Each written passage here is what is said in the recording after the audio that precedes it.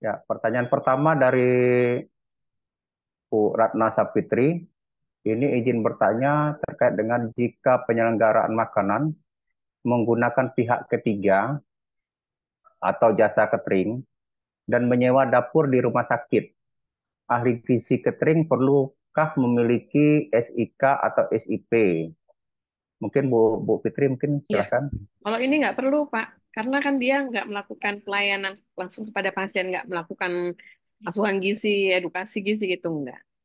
Eh, Kalaupun bukan pegawai catering, pegawai instalasi gizi sekalipun, kalau hanya di manajemen penyelenggaraan makan itu nggak perlu. Begitu, Pak.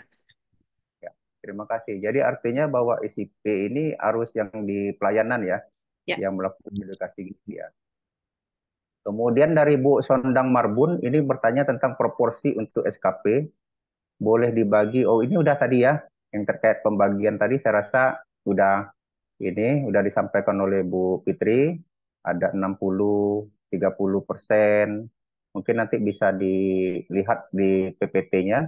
Kita akan sampaikan ke teman-teman karena nanti kita kirim melalui email.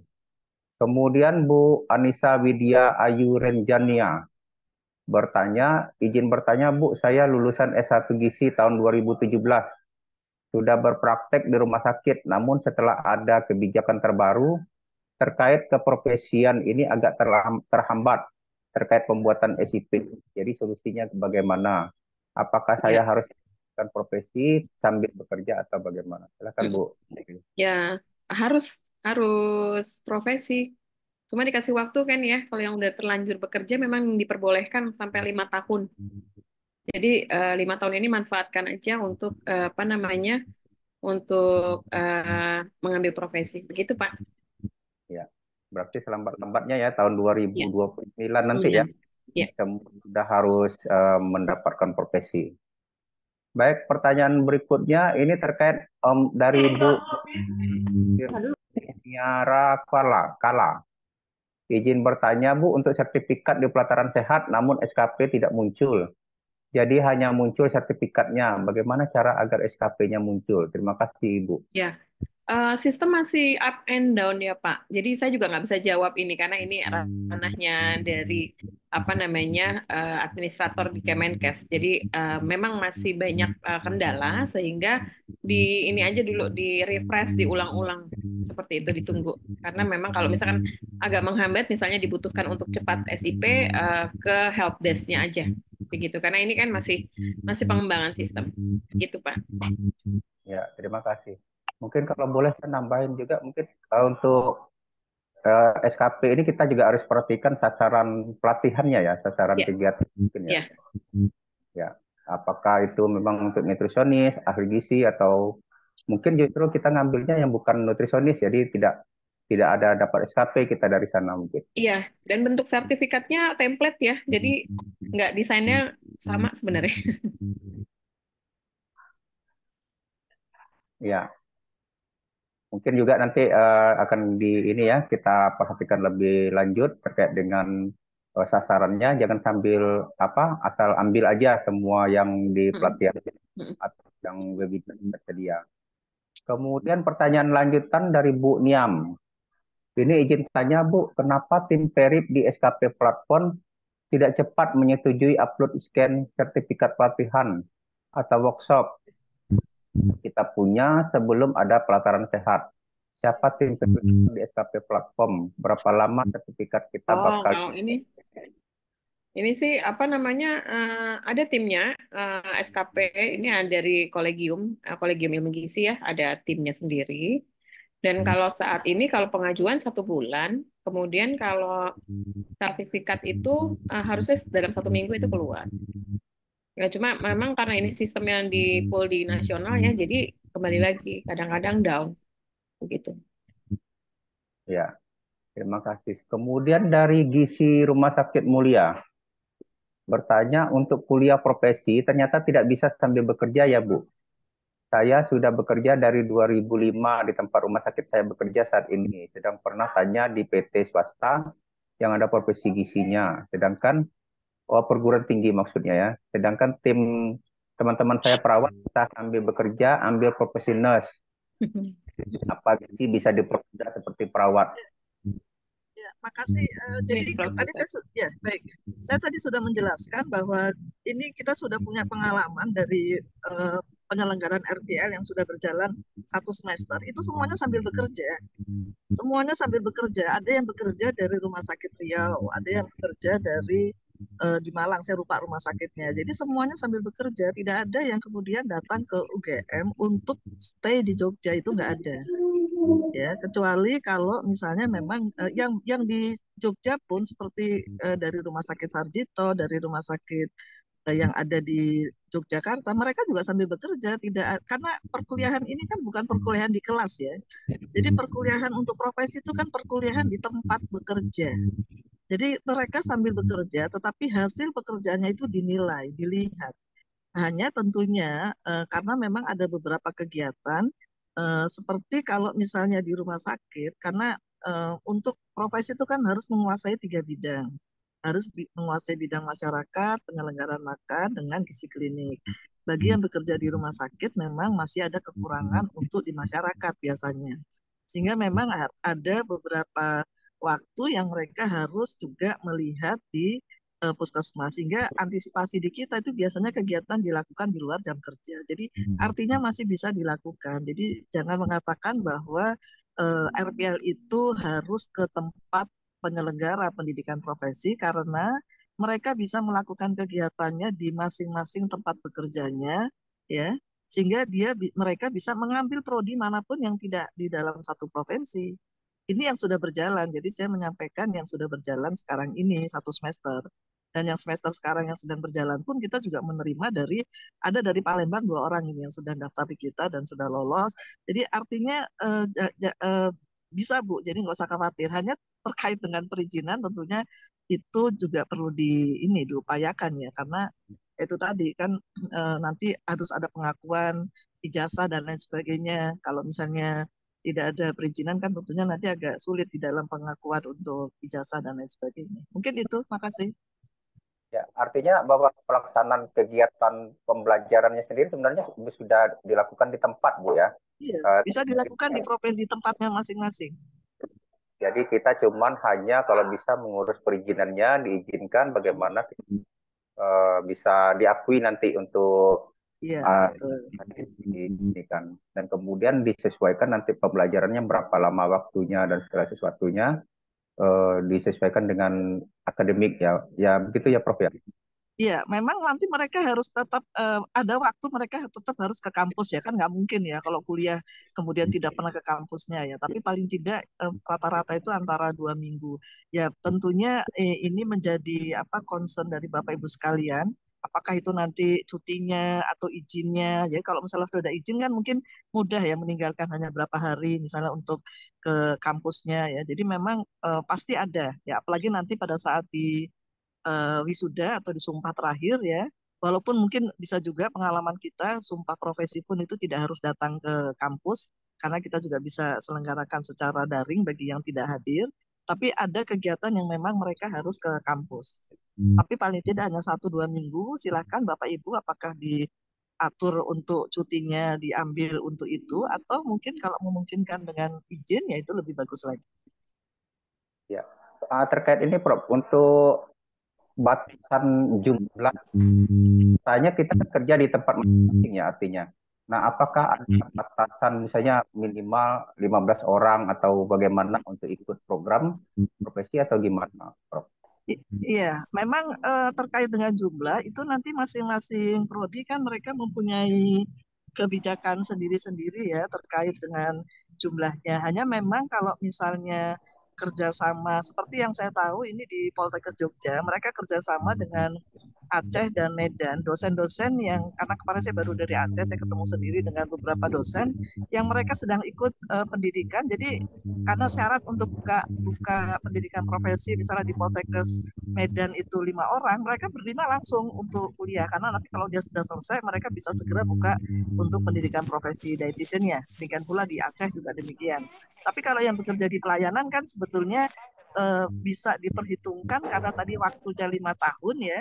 tentunya harus diperhitungkan yang mana yang sudah habis ininya, ya walaupun STR seumur hidup, tetapi kan mereka tetap harus nanti untuk perpanjangan SIP-nya dan itu tidak bisa digunakan dengan hanya STR, sehingga masing-masing harus dipetakan dahulu. Saya rasa lebih bagus memang tidak bersamaan di dalam satu rumah sakit ya, supaya ada, karena begini, ada satu syarat juga bahwa harus ada instrukturnya. Nah, instrukturnya biasanya kita kita minta nanti dari rumah sakit tersebut supaya lebih memudahkan.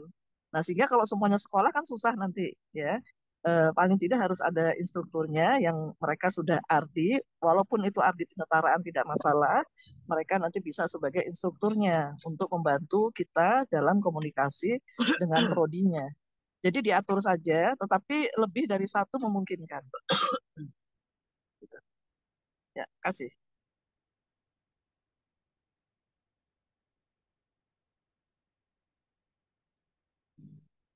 Masih terdengar suara saya? Masih, Bu. Masih, Oh ya, Prof. baik. Terima kasih. Ya.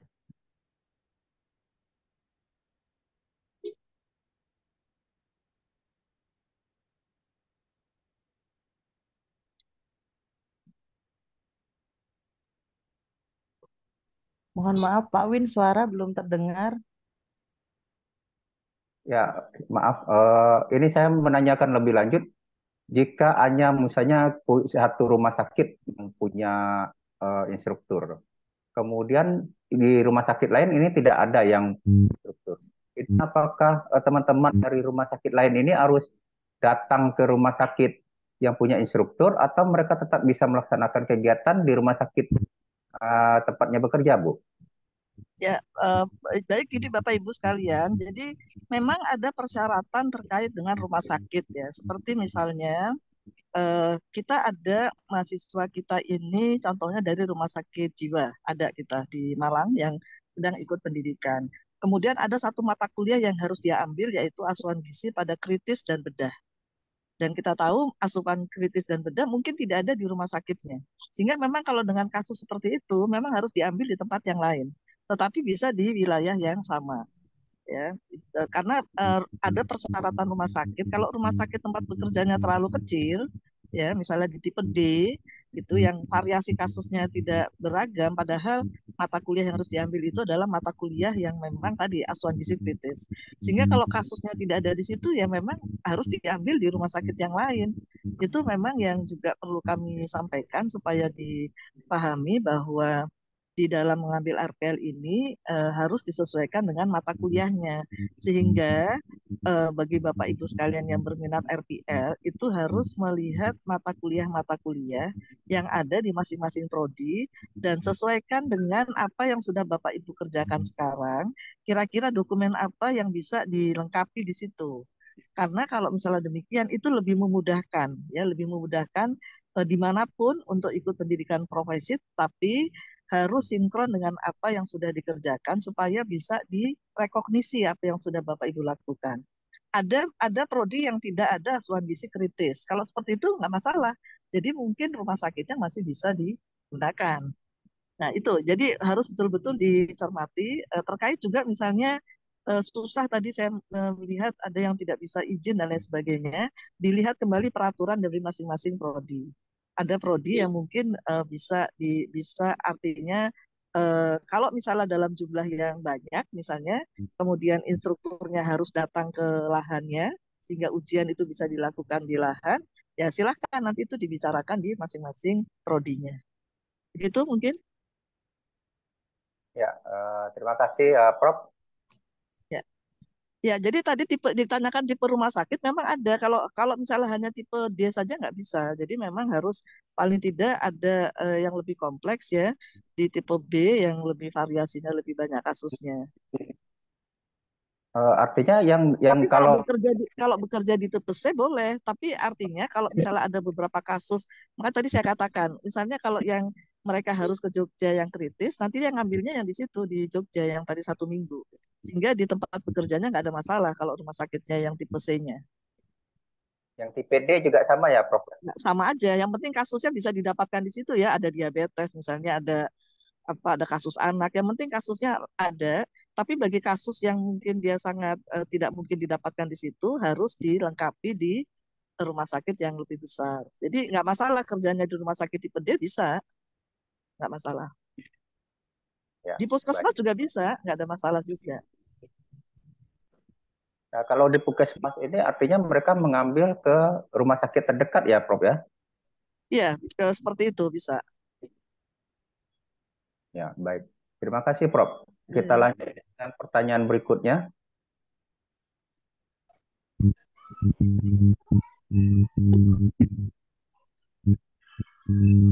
Ya, ini dari Bu Octavia Kusuma Badani. Izin bertanya untuk S1 Fire 2025. Oh, ini PR-nya kan. Tetapi kita melanjutkan program RPR kan belum diizinkan instansi karena PPK untuk penjenjangan STR. Bagaimana Bu? Apakah STR harus turun ya, untuk penanganan klinisnya pakai 3 atau 1? Silakan mungkin Bu Fitri Iya, ya. kalau ini juga terjadi di tempat saya yang P3K itu menghadap ke Direktur SDM menyampaikan bahwa minta dukungan untuk diperbolehkan meskipun P3K mengikuti RPL seperti itu karena penempatan dia sebagai P3K itu kan sebagai PPA ya sehingga untuk apa namanya bawa peraturan undang-undang dan juga PP yang tadi itu untuk menguatkan supaya kita bisa dibantu untuk dimudahkan izinnya. Seperti itu sih Pak. Tapi sementara karena ada PP kita masih dalam 5 tahun masih boleh sehingga balik lagi nanti ke komite nakesnya untuk penerbitan kewenangan klinis sampai memang kita bisa melanjutkan. Tapi kalau dalam 5 tahun gagal artinya kita tidak bisa menyesuaikan ke profesi ya nanti kalau punya D3 menjadi downgrade ke D3. Tapi kalau nggak punya D3, S1 saja, dan kita tidak melanjutkan ke profesi, itu beresiko kita tidak bisa melakukan pelayanan. Kira-kira begitu sih, Pak Win. Ya, berarti harus ada dampak, ada konsekuensi yang harus Ya, kita lakukan ya. Yang iya kita betul. tadi. Ya. Jadi teman-teman mau tidak mau ya kayaknya S1 gizi ya harus siap untuk profesi ya. Kemudian untuk Bu Fitri Yeni, ini dari YouTube, bagaimana dengan ahli gizi yang punya sertifikat profesi pemutihan, sampai kapan sertifikat berlaku? Kalau ini masih bisa digunakan, jadi apa namanya pakai saja buat perpanjangan STR dietitian. Kalau yang belum dietitian masih nutrisionis minta naik level seperti itu. Kemudian kalau sudah eh, sertifikatnya apa STR-nya adalah dietitian minta apa namanya pengajuan lewat tadi itu ya Satu Sehat SDMK lewat akun kita untuk perbaharuan menjadi STR seumur hidup. Jadi rasanya saya sudah sering ya apa menyampaikan tolong diinformasikan ke semua teman-teman yang punya sertifikat penyetaraan dari Persagi silahkan digunakan untuk apa namanya untuk mengganti STR-nya menjadi seumur hidup. Memang kemarin tuh ada beberapa teman-teman yang terkendala. Misalnya masih D3 itu nggak akan di ACC, jadi harus S1 minimal atau D4. Kemudian juga yang pada saat penggantian sertifikatnya yang 2015 itu habis, 2018 kita ganti semua, yang tidak ganti ya terpaksa tidak bisa. Jadi kalau yang udah nggak bisa ya mau nggak mau RPL atau reguler profesi. Begitu Pak Win. Ya, terima kasih. Lanjut dari Gisi Taufik bertanya, izin bertanya Bu, saya dari Tanjung Pinang, apakah boleh mendirikan DPC ASDI Tanjung Pinang? Oh Silakan Bu. silakan aja, silakan aja Pak. Itu tergantung kebutuhan. Kalau seandainya ASDI sudah punya DPC lebih bagus sekali ya. Iya, yang penting fungsinya aja sih. Iya. Selanjutnya ini pertanyaan dari Pak Edi Rosadi. Izin bertanya, untuk kami yang bekerja di rumah sakit pemerintah lulusan S1 tahun 2013 ke bawah, untuk mengambil pendidikan profesi harus mengacu ke ABK. dan peta jabatan di instansi kami. Kalau belum ada, apakah masih masih belum bisa untuk ikut pendidikan profesi? Nah, ABK ini kan berkaitan dengan peta jabatan, berkaitan dengan jabatan fungsional ya. Kalau dicek di apa namanya di BKN untuk nutrisionis itu masuk di dalamnya salah satunya adalah pendidikan dietitian gitu. Nanti mungkin bisa apa namanya coba eh, tanyakan ke BKD-nya ya. Dan apa namanya dan sampaikan juga terkait dengan ini apa namanya persyaratan dalam menjalankan tugas seperti itu. Kalau misalnya sebagai fungsional nutrisionis kita tidak di pelayanan, ya kita nggak bisa juga memenuhi SKP nanti, SKP pegawai negerinya ya, karena memang kegiatannya kita tidak bisa lakukan kalau kita tidak. Ya, artinya gini, apa namanya? Ini kan sama seperti membenturkan satu peraturan dengan peraturan lainnya ya. Tetapi nggak ada selesainya kalau kita bicaranya membenturkan aturan, tetapi kita ambil benang merahnya begitu. Jadi ada kepentingan pelayanan, kemudian juga ada status kepegawaian. Itu yang kita harus bisa bagaimana caranya melakukan advokasi kepada mungkin kalau di daerah bisa BKD lewat dari rumah sakitnya seperti itu. Begitu Pak Win? Ya, terima kasih. Jadi harus ada pendekatan tersendiri ya. Iya.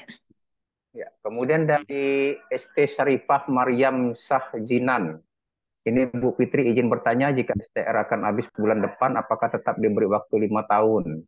Atau sesuai berlakunya STR, jika tetap diberi waktu 5 tahun, apa bukti pegangan untuk dilaporkan ke instansi tempat bekerja? Ini pendidikannya S1 apa? Bukan ya, kalau pendidikannya S1 ya secepatnya ini, jangan nunggu 2029, secepatnya mengajukan izin untuk RPL paling enggak. Ya, ini tidak jelas ya, apakah dia Mm-mm. ini. Ya tergantung kalau misalnya vokasi bisa lanjut, tapi kalau akademik ya secepatnya mengajukan aja. Ya, sebelum tahun 2009, kalau bisa sudah RPL ya berarti ya. Iya, udah selesai. Oke, Jadi kan RPL kemudian juga nggak selamanya ada. ya, kemudian selanjutnya dari Bu Sondang Marbun bertanya, Bu, saya tamatan D4 Gizi, apakah harus mengambil profesi untuk kedepannya biar perpanjang SIP? Ya, kalau nggak salah ada pertanyaan yang sama juga yang D3 ya. Jadi D4, D3 itu bisa dapat STR, kemudian mengurus SIP, tapi bukan untuk praktek mandiri. Nanti kewenangannya terbatas sih. Baik, selanjutnya dari Nanda, apakah ada aturan tunjangan Bu untuk tenaga profesi gizi seperti kebijakan nurse dan profesi Itu homemaker? nanti kalau Jafungnya udah keluar, Pak. Ya, doakan aja secepatnya keluar.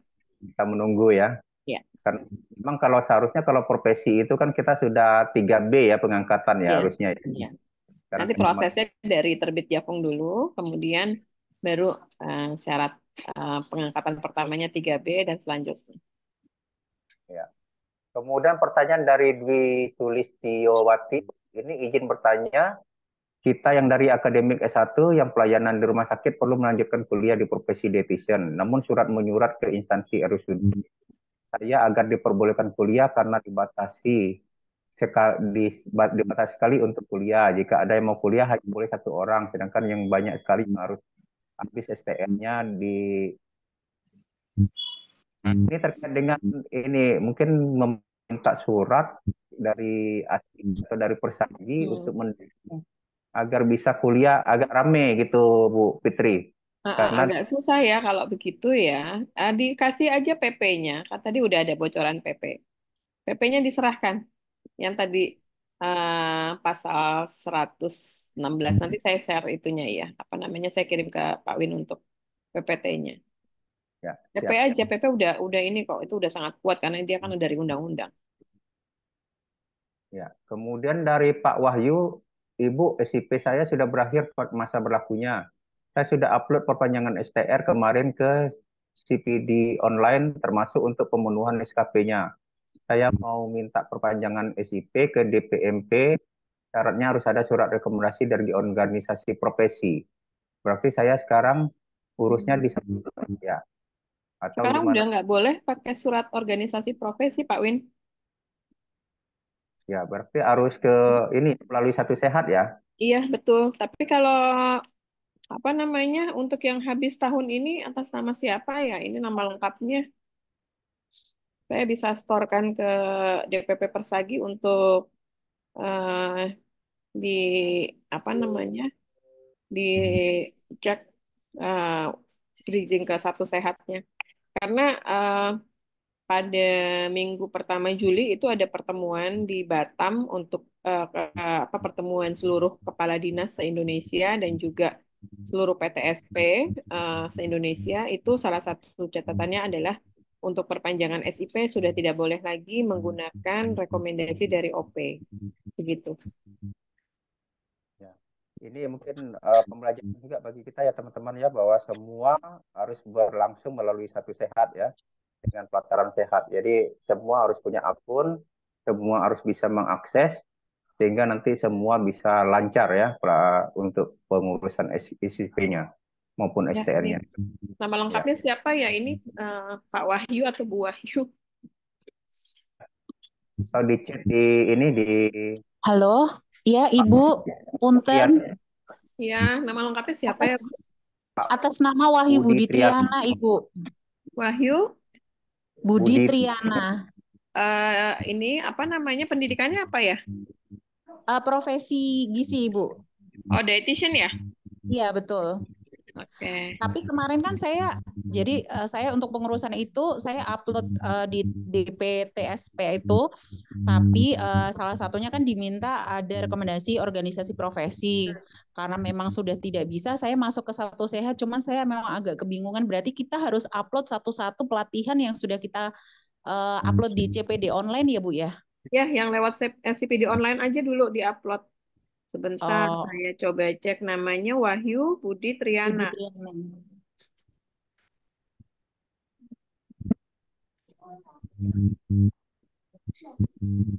Sambil ini saya coba tanyakan ke DPP ya, karena terdaftarnya di apa namanya di Satu Sehatnya sudah pendidikan profesi kah atau belum ya? Karena Saya namanya sih nggak Bu ada. sebenarnya Wahyu. kemarin saya udah isi, cuman besok deh Bu saya tengok lagi. Jadi saya juga lupa Ibu. Saya kemarin sempat isi-isi sih di Satu Sehat, cuman saya cek lagi deh nanti karena Ya, kemarin saya karena kebingungan, saya stop gitu. SIP sebelumnya apa? Karena nggak ada namanya. Karena kalau yang pendidikan dietitian tuh cuma sedikit nih ada dari Babel atas nama Nanda Rizka Heratama. Ini habis tahun ini baru terkumpul 16. Bu Wahyu dari mana, Bu? Saya dari UGM sih Pak, profesi UGM tahun 2007 lulus 2008 maaf lulusnya. Kerja. SIP-nya tahun ini habis ya? SIP-nya itu tahun 2023 Ibu, punten. Oh, kok nggak ada ya? Ya. Saya pengurusan itu udah dari tahun 2023, cuman ya itu kendala itu harus ada surat rekomendasi ya waktu itu ya dari organisasi profesi. Terus karena ada Satu Sehat ini, nah ini saya belum belum coba lagi sih Enggak, Bu. coba masuk ke ini aja, Mbak. Mbak coba masuk ke Satu Sehat.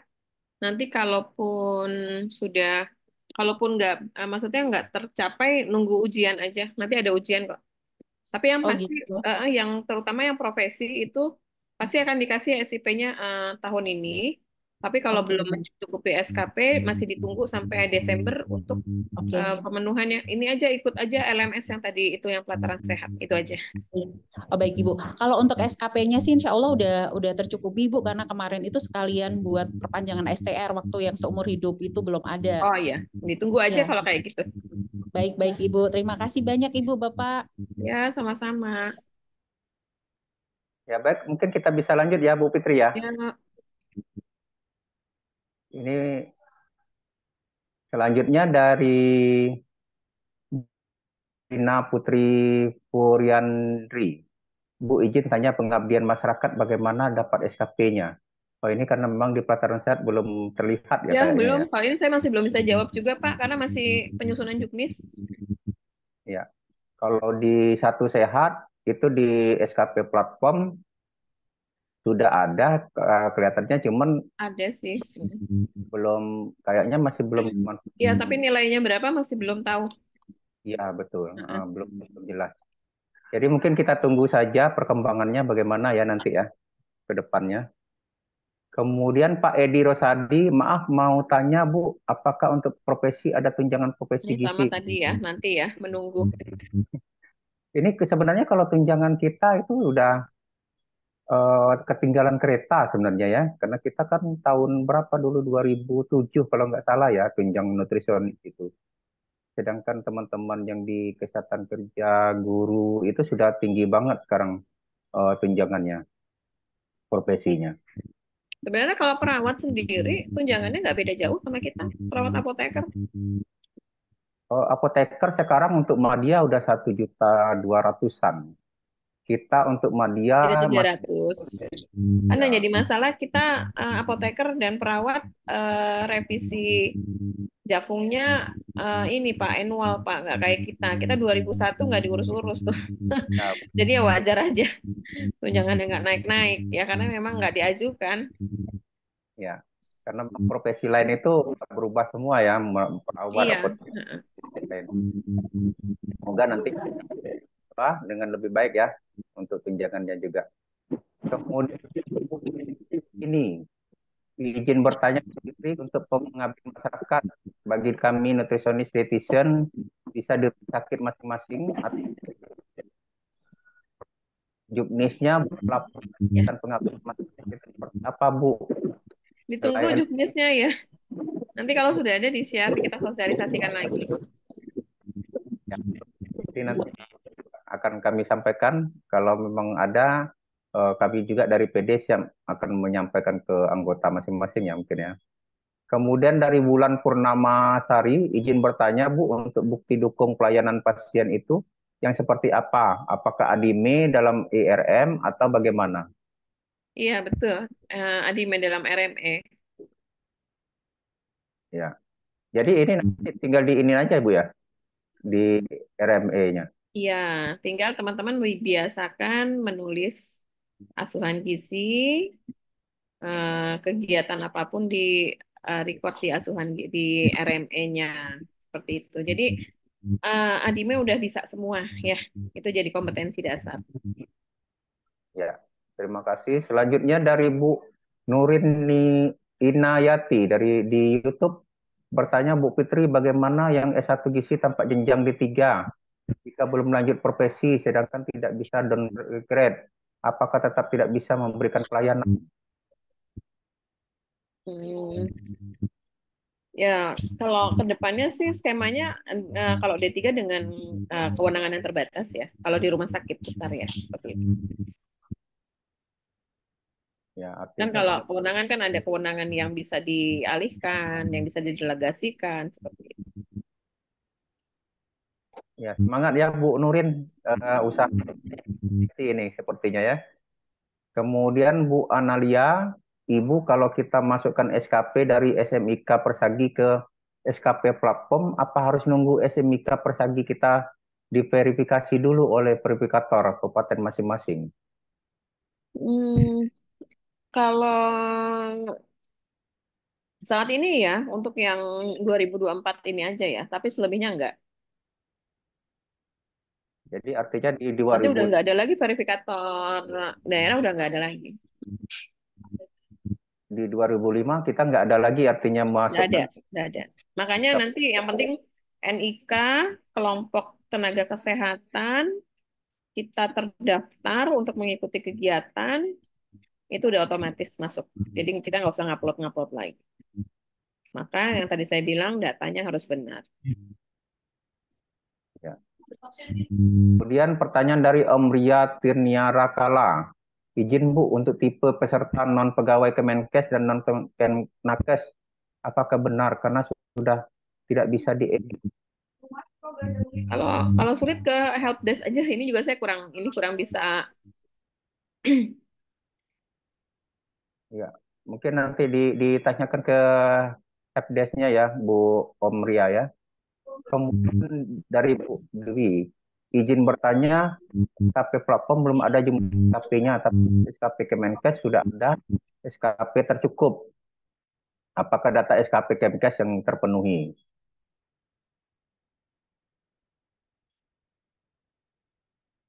Ini SKP SMIK Persagi maksudnya ya. Atau Sudah ada datanya. Ya kalau SKP-nya tercukupi ya itu sudah ya.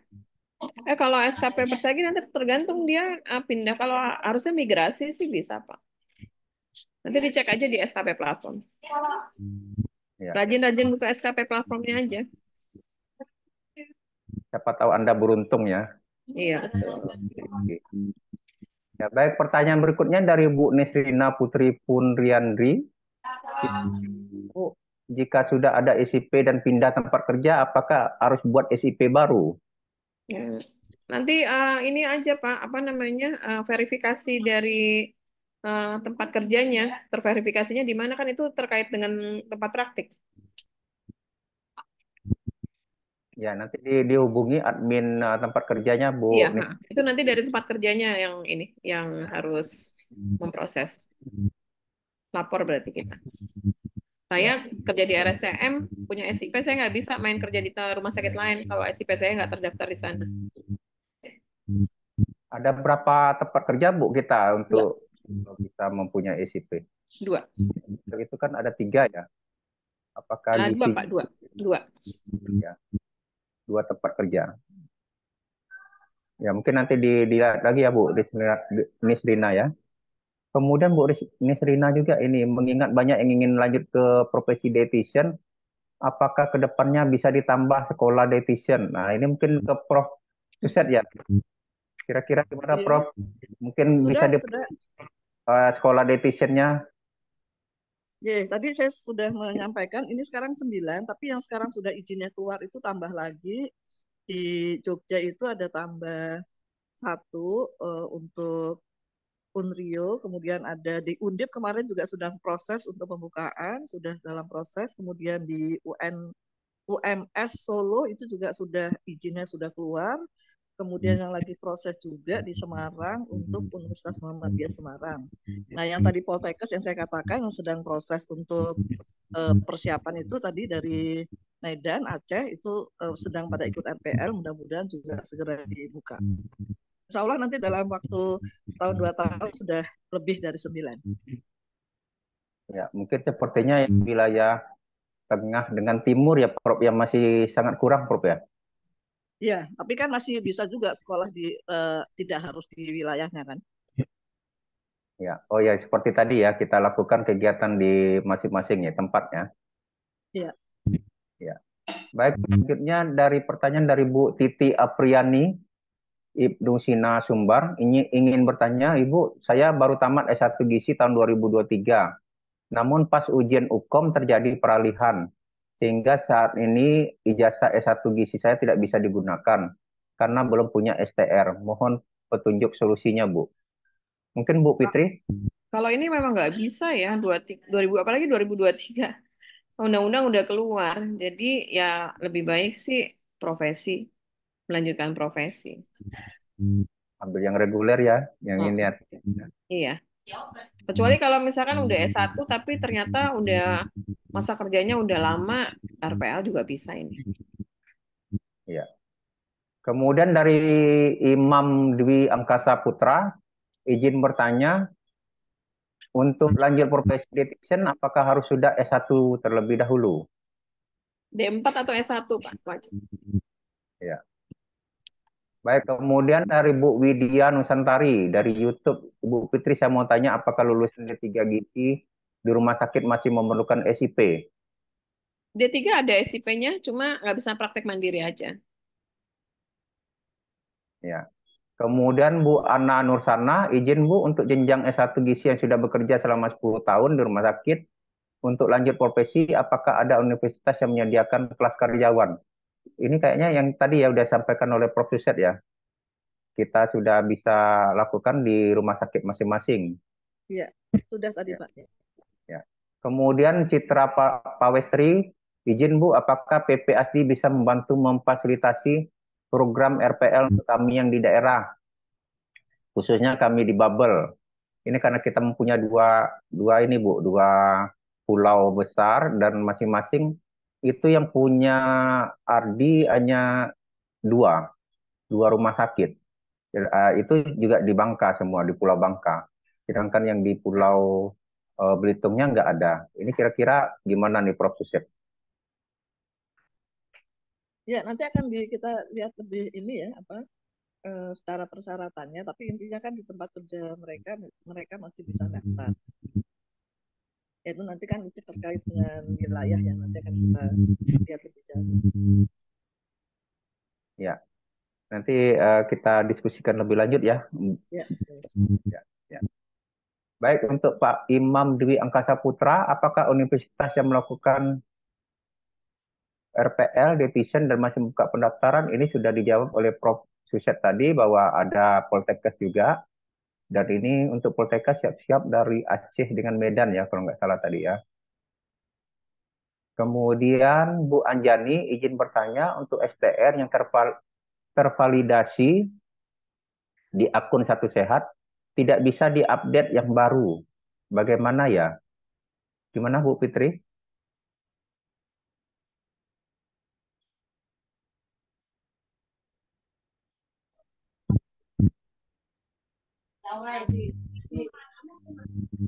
Ya, Bu Fitri.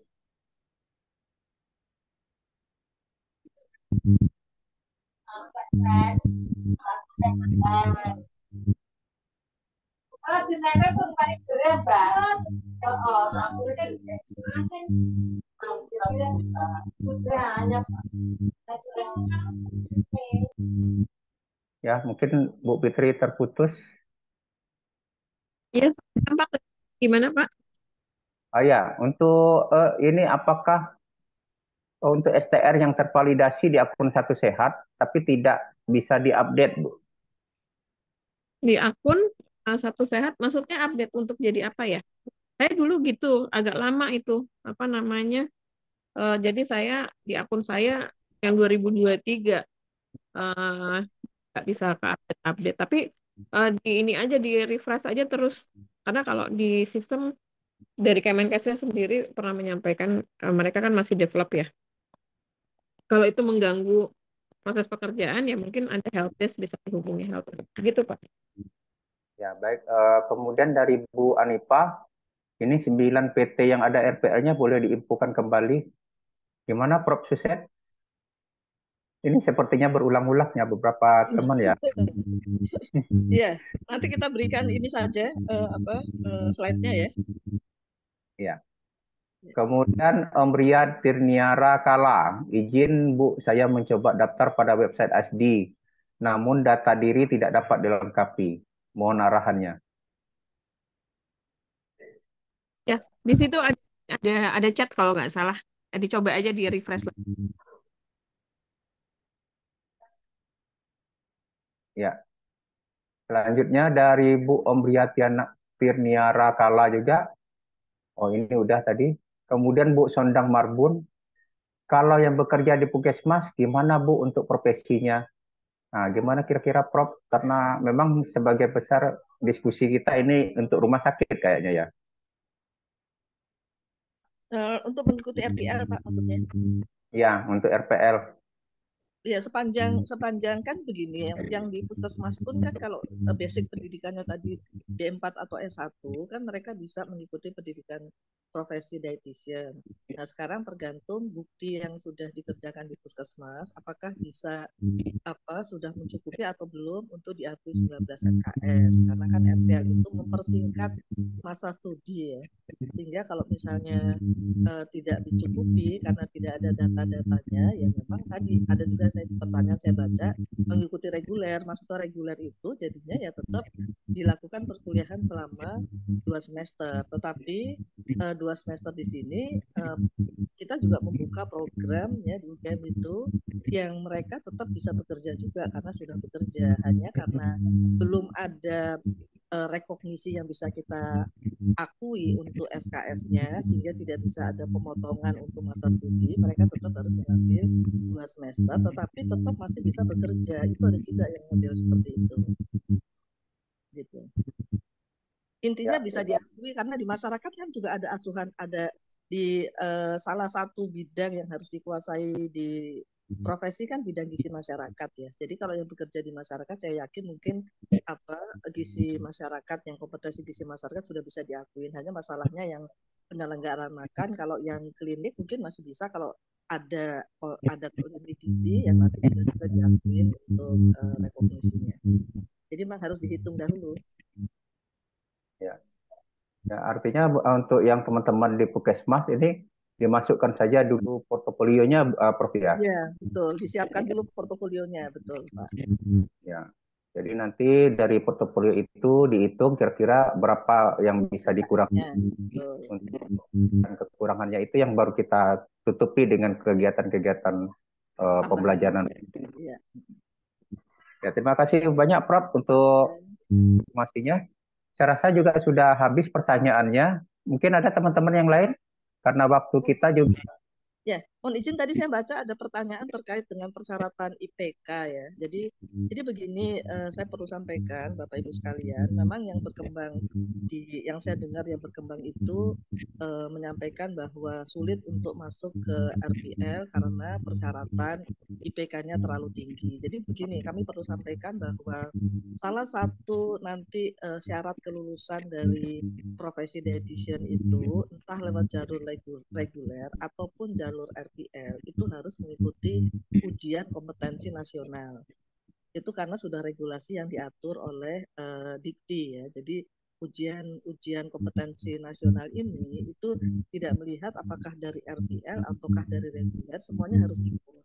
Nah, di dalam salah satu persyaratan yang masih ada di dalam Permendikbud itu adalah bahwa harus mempertimbangkan nilai pada waktu D4 atau S1-nya dengan komposisi 60% sampai 60%. Yang 40% itu diambil dari yang pendidikan profesinya. Karena kan sebetulnya untuk menjadi seorang dietitian itu kan tidak hanya setahun atau setengah tahun, tapi dia membawa ijazahnya yang sebelumnya yaitu D4 atau S1 gizi.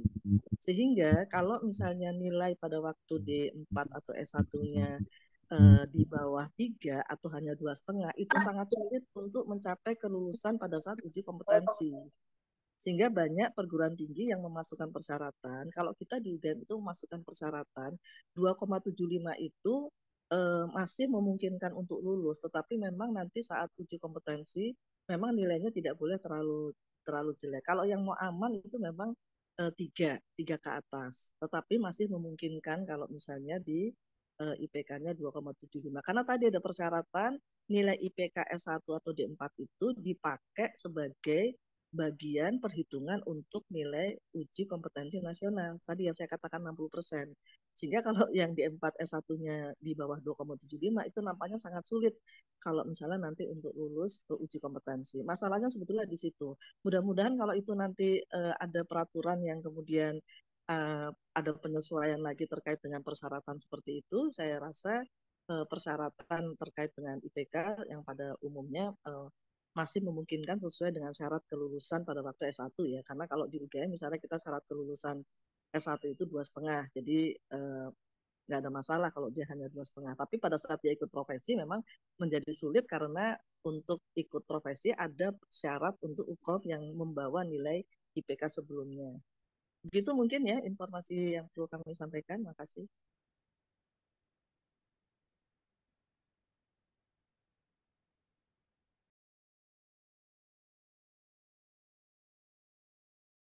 Pak Win masih mute, Pak Win. Pak Win, maaf saya sedikit nambahin. Ya, boleh silakan. Ini apa? Jadi saya pernah konsultasikan sebelum PP ini keluar, memastikan lagi siapakah yang membutuhkan SIP dalam bekerja. Yang membutuhkan dalam bekerja itu adalah tenaga kesehatan yang melakukan kegiatan secara langsung kepada pasien. Jadi kita hands on ke pasien. Kemudian itu berlaku untuk di rumah sakit sajakah? Itu bersama Fasiankes. Fasiankes itu puskesmas itu. Artinya kalau memiliki kualifikasi pendidikan akademik dan bekerja di puskesmas, padahal di puskesmas juga ada kegiatan asuhan gizi rawat jalan, bahkan ada puskesmas rawat inap ya, maka memang harus membutuhkan SIP. Dan SIP akhirnya kita harus mengkualifikasikan diri kita sesuai dengan persyaratan untuk mendapatkan SIP. Itu aja Pak Win, makasih banyak Pak. Ya, terima kasih Bu Fitri. Silakan mungkin untuk terakhir karena waktu kita juga sudah mepet ya. Silakan mungkin closing statement dari Bu Fitri dulu.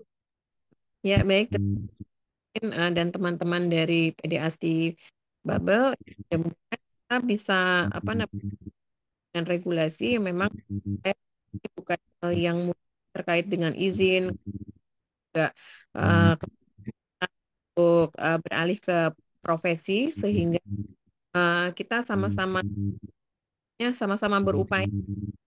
Kalau untuk pemenuhan juga sama, kita juga harus sama-sama ya, dan juga meninggalkan kebiasaan kita, yaitu sesuatu kita akhir waktu sehingga sulit untuk memenuhi secara reguler jaga. Begitu. Ya, terima kasih Bu Fitri. Selanjutnya silakan Prof. Suset.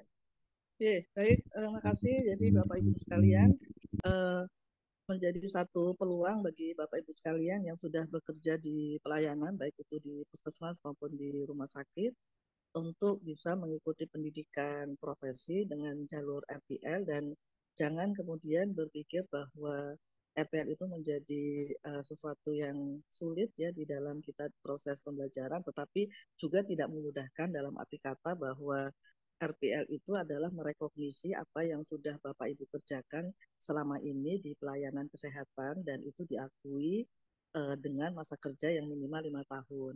Tetapi bagi Bapak Ibu yang memang tidak memenuhi persyaratan, artinya pekerjaannya ternyata belum bisa disesuaikan dengan rekognisi yang sudah kami sebutkan, yang memang masih ada alternatif yang lain, yaitu mengikuti jalur reguler.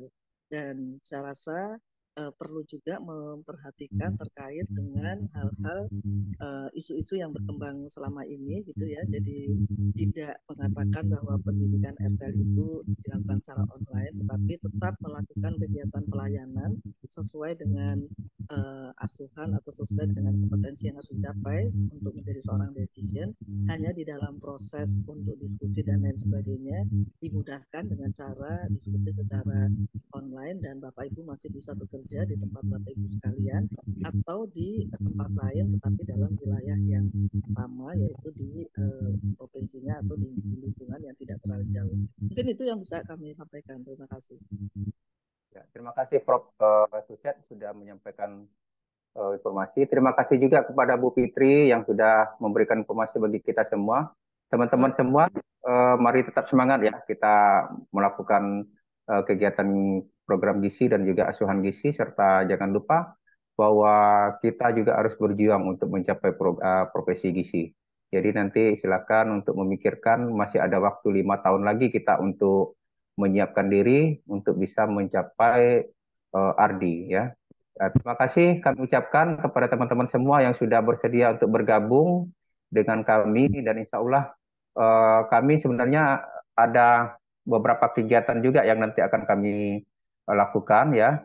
Untuk bulan September kami merencanakan akan melaksanakan webinar dan ini sudah 2 SKP akan masuk insya Allah dan nanti akan selalu berkala kami lakukan di setiap 2 bulan sekali.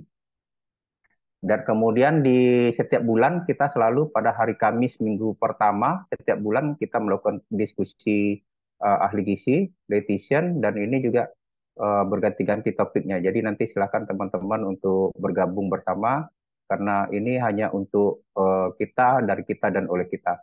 Terima kasih banyak sekali lagi saya sampaikan pada Bu Fitri dan Prof. Suset yang sudah bersedia memberikan informasi bagi kita semua. Terima kasih juga pada teman-teman semua dan terima kasih pada panitia yang sudah menyiapkan kegiatan ini. Saya akhiri wabillahi taufiq walhidayah. Wassalamualaikum warahmatullahi wabarakatuh.